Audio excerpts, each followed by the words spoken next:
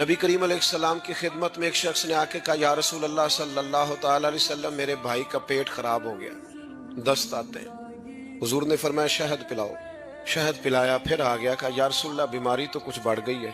حضور نے فرمایا شہد پلاؤ۔ وہ ڈاکٹر ہیں جو دوائیاں بدلا کرتے ہیں، وہ حکیم ہیں جو دوائیاں بدلا کرتے ہیں۔ یہ میرے رسول پاک کا دروازہ ہے، جو دن کو کہہ دیا دن ہے تو دن نکل آیا، جو شب کو کہہ دیا شب ہے تو رات ہو کے رہی۔ خدا نے ان کی زباں کو وہ اختیار دیا، جو نکلی منہ سے ان کے وہ بات ہو کے رہی۔ یا رسول اللہ دست بڑھ گئے، فرمایا شہد پلا۔